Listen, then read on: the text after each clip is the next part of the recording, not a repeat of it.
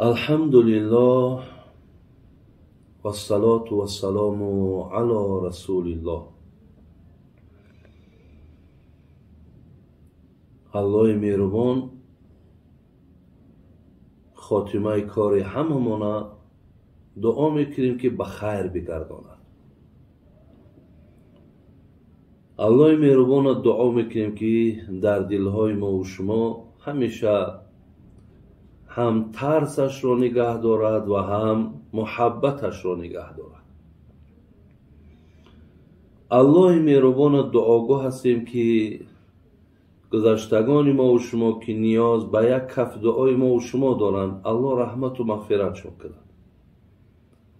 الله مهربان دعاگاه هستیم که بیماری های ما هم شفاش در دست الله مهربان است. الله مهربان شفا دهنده و درد دهنده خودت هستی. شفای کامل بر بیماری ها ما نصیب بگردان. الله مهربان جمیع مهاجرها و مسافرهای ما را، رهدوری های ما را صحت و سلامت نگهشان دار. کارهاشان در الله مهربان برار و برکت و با صحت و سلامت به منزلاشان برسان. الله مهربان در گوشهای ما توفیق عطا کن تا که هرگاهی که سخن از ذات تو، از شریعت تو شید، چقدر در او میل و محبت زیاد پیدا کنیم. الله مهربان دعاگاه هستیم که این دیار ما را، این ملک ما را همیشه در پناه رحمت و در پناه عصمت خودت الله مهربان نگه بداری. خدای از جمیع ناآرامی ها و بدبختی ها در حفظ و امانت نگه بدار. برادران عزیز و گرامی، موعظه را که من امروز میکنم بسیار یک موعظه داغ روز است. برای چی داغ روز است؟ برای هر یک نفری که این وقتی که مانندی دارد یا نفرهایی که مثل همین نفری هست که من قصه او را انجام میتیم، برای خودتان باید یک درس بسیار کلان گردد و برای ما، برای نفرهایی که شما را آگاه میکنیم، شما باید که در حقهای ما دعاگو باشیم.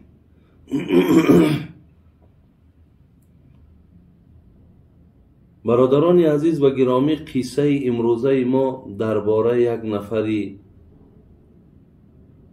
بسیار بسیار مرد حریص. حریص برادران عزیز و گرامی یک نفری را میگویند که بی نهایت گرسنه چشم است. بسیار بسیار در جمع کردن مال بی نهایت حرکت زیاد دارد. یعنی گرسنه چشمیش از حساب فقیریش نه، از حساب ناداری نه. این حریصی را که من حکایت میکنم، این نفری هست که مالدار است و حریص است. یعنی بعضی مالدارهای هستند که وقتی که مالهای زیاد جمع میکنن ولی باز هم برای جمع کردن مال خیلی با زحمت میکشن، باز هم مقصد بینیات ریاضت زیاد میکشن. اینها را میگن حریصی در مال. انامین قصه برای اونها هست.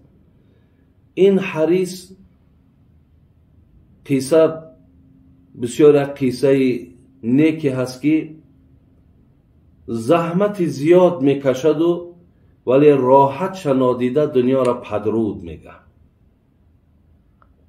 برادران عزیز و گرامی، پیامبرمون میگو لیس الغنا عن کثرت العرض ولکن الغنا غنى النفس. پیامبرمون گفتن من ثروتمند و مالدار پولدار نمی شمارم آن نفری را که اگر مال زیادی را جمع آوری کرده باشد، بلکه نزد ما گفت پیامبر ثروتمند و مالدار کسی هست که در دادگی الله مهربان وقت قناعت دارد. چگونه ای که پیشتره های ما می گفتند نیم تینان راحت جان، یک تینان این علاقه بلای جان گفتند. برای همین هر یک نفری را که خدای مهربان مال داد، ثروت داد و با او وقتی شکرگزاری میکند، وقتی با او معامله درست میکند، انشاءالله این آدم خاتمش بخیره. لیکن وقتی که مالدار میشود ولی از مالش هیچ نفع برده نمیتواند، حتی گویم که برای جان خودشم چیزی هم راحت برده نمیتواند، برای اینا بسیار حسرتی کلام است. میایم به سر قصه. قصه را برادران عزیز جناب جلال الدین رومی در کتاب الهی نامش آورده. چگونه که شما میدانید یکی از کتاب‌های معروف جلال الدین رومی این الهی نامه هست. در برابرش مصیبت نامه هم دارد، دیوان هم دارد، خیلی مثنوی معنوی به همه ما و شما دیگه معروف و مشهور است. این قصه را من از داخلی کتاب الهی نامش گرفتم. حضرت مولوی فرمود حریص در میان رنج و تیمار، بس جان کند و در کوشید بسیار. بروز و شب زیادت بود کارش، که تا دینار شد 300,000ش. فزون از 100,000ش بود املاک، فزون از 100,000ش نقد در خاک. فزون از 100,000 دیگرش بود که آن بر مردمان کشورش بود. چمال خیش از حد بیش میدید، سرای خیش و ملک خیش میدید. بدل گفتا که بنشین و همه سال، بخور خوش تا از این پس چون شود حال. چو در دل کرد این اندیشه ناگاه، در آمد زود عزراییل جانخواه. چو عزراییل را نزدیک دید او، جهان در چشم خود تاریک دید او. مگر می داد هم 300,000 که تا مهلت دهد یک روز باره. بزاری گفت بسیار و شنید او، نبودش مهل مقصود ندید او. با آخر گفت می خواهم امانی، که تا یک حرف بنویسم زمانی. امانش داد چندانه که یک حرف، نوشت از خونی چشم خود به شنگرف. که هان ای خلق عمر و روزگاره، که می دادم بها 300,000 که تا یک ساعت تانم خریدن. نبودم هیچ مقصود از چخیدن. چون این عمر شما گر می توانید، نکو دارید و قدر آن بدانید. کسی گر در چونین عمر زیان کرد، در آن عالم تدارک چون توان کرد. الله اکبر. برادران عزیز و گرامی، الله مهربان رحمت کند جناب جلال الدین رومی را. من این مصرع ها را که برای شما خواندم. جمع جمع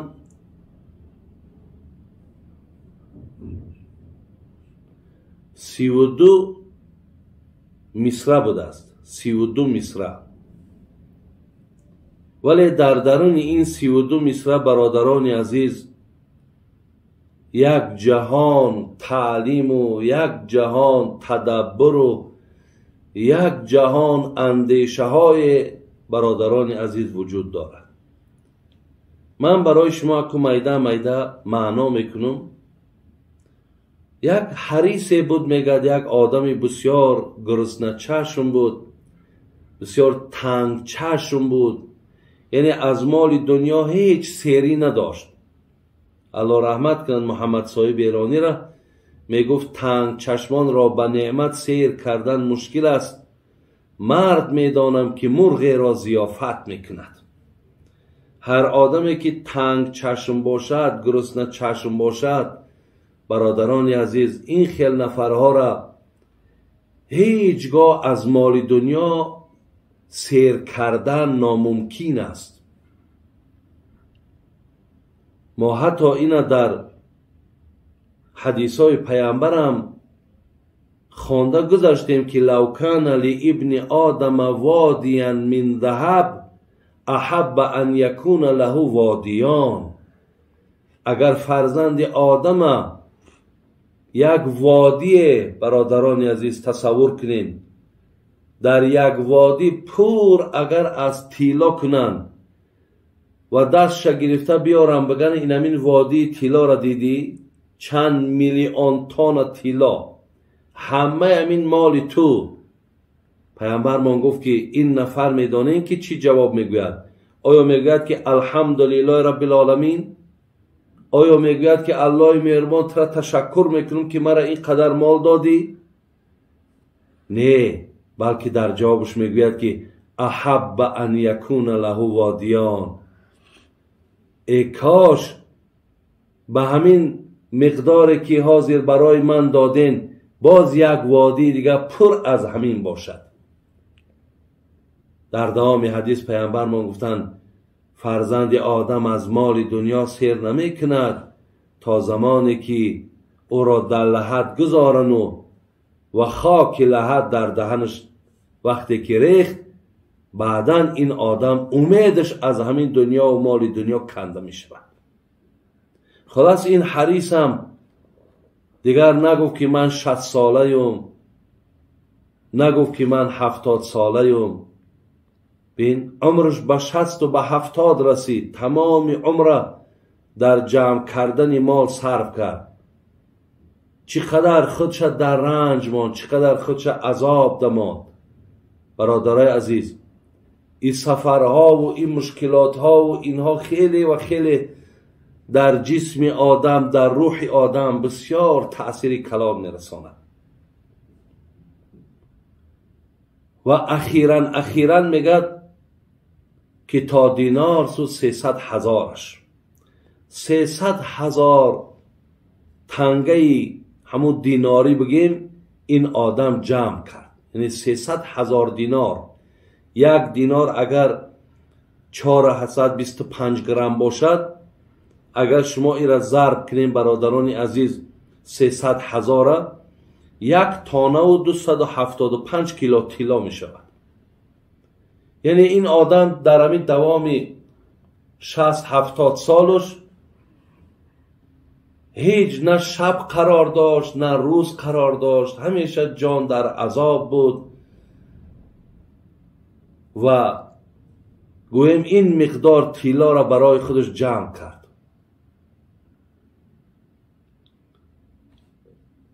و جناب مولوی میگوید فزون از 100,000ش بود املاک. این آدم 300,000 گویم دینار جمع کرد. 100,000 همین گفت املاک بود. یعنی 100,000ش برادرای عزیز مالی روسو ندویج میگن. یعنی هر یک خانه میخرد، زمین میخرد، دکان میخرد، مقصد برای یک روزی مباداش میماند. در 100,000ش از زمره همین مالها داشت. فزون از 100,000ش نقد در خاک، 100,000 دینار دیگرش نخته در دستش بود. فزون از 100,000 دیگرش بود که آن بر مردمان کشورش بود. 100,000 نخته دیگرش در دست مردم در گردش بود. 100,000ش در دست مردم یعنی در گردش بود. یعنی شما فهمیدین که 100,000ش در خانه و زمین و مقصد هر یک از مال دنیا داشت. 100,000 دیگرش نخته‌اک در پشتش در خانهش بود. 100,000 دیگرش در دست مردم در گردش بودن. اونها هر ماه برای این آدم حق و حقوق می آوردن. میگه شمال خیش از حد بیش میدید، سرای خیش و ملک خیش میدید. با دل گفتا که بینشین و همه سال بخور خوش تا از این پس چون شود حال. بعد وقتی که خید دید به نهایت مبلغ کلان جمع کرده است، دیگر این طرف عمرش هم دید که به 70 رفته است، دیگر قوت ندارد. این آدم این خیل گویم که قناعت پیدا کرده، دیگر قوت ندارد، دیگر قدرت مقصد برآمدن و جمع کردن مال ندارد. دیگر وقتی که از طرف قوت و قدرتش که عاجز آمد، بعد گفت که خیلی که همینش میده مقصد کو در دوام عمر ما خوردن بگیریم، این مردک تماما دیگر خدا را و قیامت و همه را دیگر که در یاد فراموشی قرار داده. فقط مقصدش اینه که دیگر اکه تمام میشینم و دیگر من بعد اکه این رنجای کشیدگی من فایدهش میگیرم و مقصد استراحت میکنم میگردم. چو در دل کرد این اندیشه ناگاه، در آمد زود عزراییل جانخواه. چو عزراییل را نزدیک دید او، جهان در چشم خود تاریک دید. اکو وقتی اولی کارش اکو بگیم نو اولی ما آغاز کرده بود که بالا که بگیم امو کتک حولیش در نشستگی بود که همین زمان جناب عزراییل میگه به صورت یک مرد داخل خانه شد. وقتی پرسیدش تو کی مقصد وارد خانه من میشه؟ گو من عزراییلم، عزراییل جان خواهم، عزراییلی که الحال جان تمی گیرم. وقتی میگه صدای این عزراییل شنید، وقتی بردن جانش آگاهی پیدا کرد، جهان در چشم خود تاریک دید. یا آدم میگه دیگه دنیا را در چشم خودش تاریک دید. مقصد همه این نقشه ها و مهنت ها و زحمت ها چی شید؟ یک بار مقصد در همین دوام بندگی هم نکردیم، یک کمی هم مقصد که الله و رسولش برای ما گفته بود بر بالای این بدنهاتون جبر هم نکنین، ظلم هم نکنین، یک بار مقصد بالای یا ترحم هم نکردیم. خلاص وقتی که عزراییل دید و عزراییل مقصدش که فهمید، چیکار کرد؟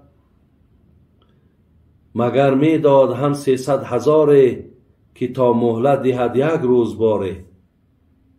بزاری کرد بسیار و شنید او، نبودش مهل مقصود ندید او. گفت عزراییل گفت دیگر اکه من در پیش تو عاجزم، من مقصد حرف در پیش تو گفتن میتونم، لیکن به هر حال که من یک اجازت باشد یک چی برای تو گویم. گفت چی میگوی؟ گفت همین 300,000 را که من در همین طول 50-60 سال جمع کردم، همین ها را هم اکش اگر در پیش تو بیارم بمانم و یک روزک مهلتم نمیتی. برادرای عزیز خوب اهمیت این که ارزش وقت ببینین، به قدر وقت رسیدن ببینین، به اندیشگی این آدمی حریص ببینین. هم اینجا چند چند درس ها هست برادر عزیز. این یکی از به اندیشگی ها هست. بعضی آدمی هست که تمام عمر سرگردان است، لیکن افسوس که بار هم لذت همین مالش نمیبینه، بار هم راحت همین مهنتش نمیبینه. بعد این وقتی که شنید عزراییل گفت نه مهلت نیست. گفت مقصد این 300,000 نه، اگر 10 برابر این 300,000 هم که بیاری برای تو یک روز هم مهلت داده نمی شود. بعد از اون میگه با آخر گفت میخواهم امانی که تا یک حرف بنویسم زمانی. امانش داد چندانه که یک حرف نوشت از خون چشم خود به شنگرف. بعد گفت خی میلش گفت که دیگه امیدش کنده شید. گفت خی بیا اکو من مقصد در همین عمر فریب خوردم. این راهی را که من پیش گرفتم حقیقتا بسیار خطا کردم، لغزش کردم.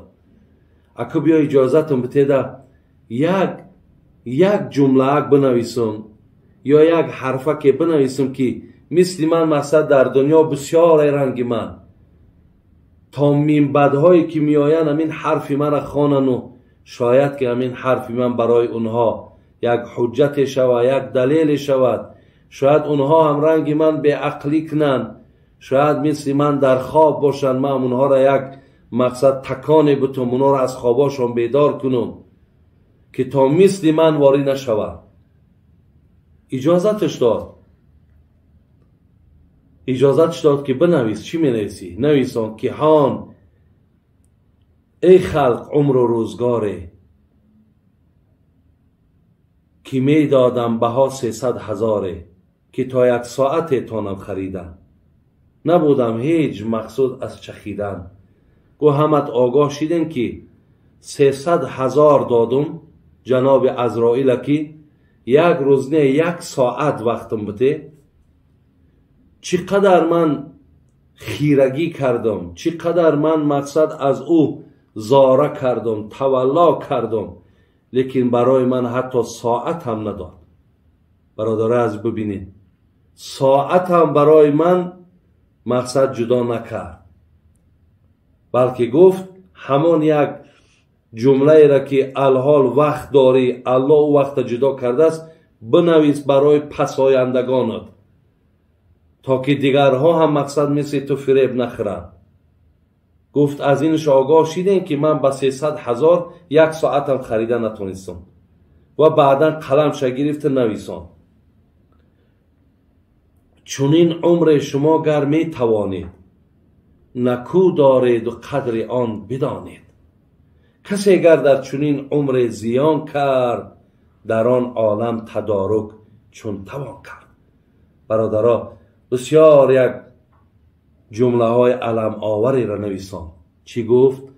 گفت همین عمری را که الله مهربان برای شما جدا کرد و خدای مهربان برای شما مقصد امکانیت داد که دستاتون پر از مال دنیا کرد، شما به قدر این عمرتان رسین و شما طریقی با این مال معامله را هم دانین تا مثل من اگر من دو طرفه زیان کردم، هم در عمرم زیان کردم که بیهوده گذرانیدم، دویم در مال و مقصد هیچ کاری را انجام ندادم که تا در پیشگاه خدای مهربان برای من یک دستاویز، یک دستگیری شود. زین لحاظ برادران خیلی عزیز و گرامی، هر کسی که اگر به مانند این نفری حریص باشد که همیشه مقصد چشم گرسنه این دنیا باشد، و من برای شما گفتم که هیچگاه نفس انسان سیری ندارد، هیچ وقت نفس انسان جای آنی که سیر نمی شود منتدارم نمی شود. از این لحاظ ما برادران عزیز و گرامی باید که به قدر عمرمان، به قدر مالی که در دستمان می رسد، ما و شما به قدر اینها رسیم و طریق اینها را گذرانیدن شم. از این قصه ما و شما باید عبرت بگیریم. الله رحمت کنه جناب جنونی را میگفت نمیمانی در این دنیا 90 سال مگر هستی برای غیر حمال. نه نوشی جان کنی نه پوششی تن، گذاری مال را بر شوهری زن. به شوی زن بماند مخزنی تو، به جان خود عجایب دشمنی تو. تو را گفتم زی شفقت نکته سخت، که زیری سر نمانی کالا و رخت. حضرت چگونه یک مصلحت زیبای دادمان. اولا گفت دانی که عمرهای شما به 90 هم نمیرین، یعنی اگر مقصد اکثر شما به 90 هم رسیده نمیتونید. و شما دانی که مقصد مالهایی را که شما جمع میکنید و حتی برای پوشش بدن خودتان بخیلی میکنید، حتی برای سوار شدن خودتان ماشین را خریداری نمیکنید، حتی برای شکم خودتان مقصد خوردن پولتان بیرون کردن در این قدر شما بخیلین. لیکن همه این را به شوهر زنهاتان میمونین و خداتان میری خانه قبر. حتی میگه تو را گفتم زی شفقت نکته سخت، که زیر سر نمانی کالا و رخت. این نکته سختی را که گفتم که مال تو به شوهر زنت میمونه، از روی شفقت گفتم، از روی دوستداریم گفتم که تا که همون زحمت و مهنت مال خودت راحت شو ببین. این قصه بود برادران عزیز که برای آدمانی که حریصی در مالند. من اینجا در یک قصه دیگر را ای جناب شیخ سعدی ضم میکنم و به همین انشاءالله دعا میکنیم. جناب شیخ سعدی میگه در جزیره کش، این در ایران است، یک رفیقی داشتم. یک روز میگه نفری را پیغام کرد که بگو همین شیخ سعدی را با مهمانداری من بیایه و من با او یک مصلحتی دارم. وقتی شیخ سعدی میگه با مهمانداریش رفتم، وقتی واردی همون خانهش میشدم حساب کردم، میگه 150 تا شتر پر از بار در همون نزدی میگه درآمدگاه خانهش بود. یعنی این وقتا اگر حاضر کمزها را پر کنن، او وقتا برادرها مقصد همون کاروانی که میرفت شتر میرفت 200-300 کیلو بالاشون بار کدگی بار میبردن تجارت میکن. میگه نگاه کردم 150 شتر همون نزدی درآمدگاه خانهش پر از بار بود. یعنی نه باراش از کجای آمده بود. میگه تا خانهش در آمدن میگه 40 تا خدمتگار، حساب کردم 40 خدمتگار داره. خلاص وقتی وارد خانه شدیم یا دیگر را در آغوش گرفتیم، سلام علیک کردیم. بعد سلام علیک کردگی میگه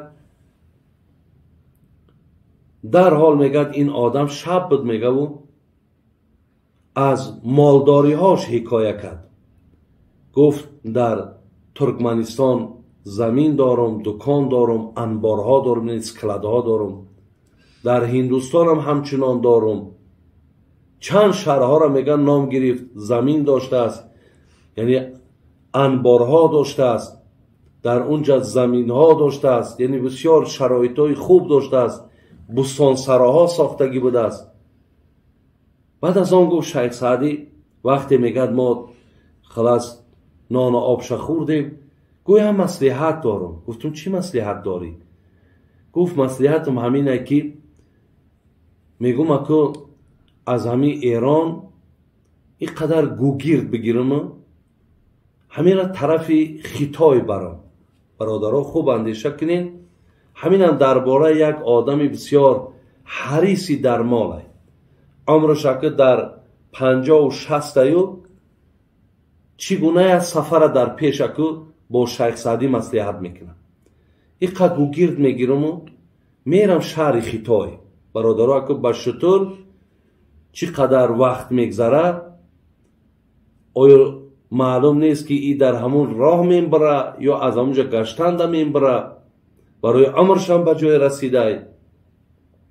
شما بینید که یک از ایران تا به همین خیتای رفتن خودش به آسمان برای 5,500 کیلومتره، قریب 6 ساعت самолет میپره. اگر با راه هم که بره هیچی نره 3,000 کیلومتر میره. گوگیرده میگیرم و خیتای میرم. در اونجا گفت ایره ایواز میکنم، گوگیرده میتم در جاش کاسه میگیرم. همین کاسه هایی که ما و شما شوربا میخوریم چینی میگیم، همین چینیش به خاطری که از همون خیتایی که هست، از چین که هست، به همین نامش چینی مانده. گو از اونجا چینی را میگیرم، چینی میگیرم در عوض گوگیردو میام مقصد شهر ریم میام، ایتالیا میام. یعنی از اونجا کاسه ها را میگیرم شهر ریم میام. کاسه ها را در شهر ریم میفروشم، در عوضش ابریشم میخرم از شهر ریم. ابریشم ها را از شهر ریم میگیرم و میام به هندوستان. در هندوستان ابریشم سیا خرید خوب داره، ایرا در اینجا میفروشم چند قدر وقت بگیرد و در عوض این از هندوستان آهن میخرم، پولاد میخرم. پولاد میگیرم و میام شهر حلب، حلبش یعنی سوریه، میام شهر حلب، پولادها را در حلب آهن می سپارم و در جاش میگیرم شیشه. شیشه را از حلب میگیرم و میام به طرف یمن. شیشه را در یمن میفروشم، در عوض پولش از یمن لباس های یمنی میگیرم. بعد از آن لباس های یمنی را میگیرم و میام به ایران و در همین جا میفروشم و بعد مقصد دیگر دوام عمر ما دیگر مقصد استراحت کم میگردم. بسیار یک فکرهای خام، آدما اندیشه در پیش نمیکنن که آخه آدم یک مردن ای، بیماری ای، آخه چی چیزهایی در بالای انسان آمدنش امکان داره. میگه ساعتهای دراز وقت ما شیخ سعدی میگه گرفت. بعد از آن گفت کو جناب شیخ سعدی که کو مرا چی میگوی؟ همین مقصد همین نیتم دا چی گفتنی؟ شیخ سعدی برادرای عزیز در حال 4 مصرع شعر گفت. آن شنیدستی که در صحرای غور بار سالار بیفتاد از شتور. گفت چشمی تنگ دنیادار را یا قناعت پر کند یا خاکی گور. برادران عزیز، هر کدام ما فکر میکنم از این قصه هایی که برای شما گفته گذاشتیم خدا خواهد برای خودمان یک درسی حیاتی گرفتیم.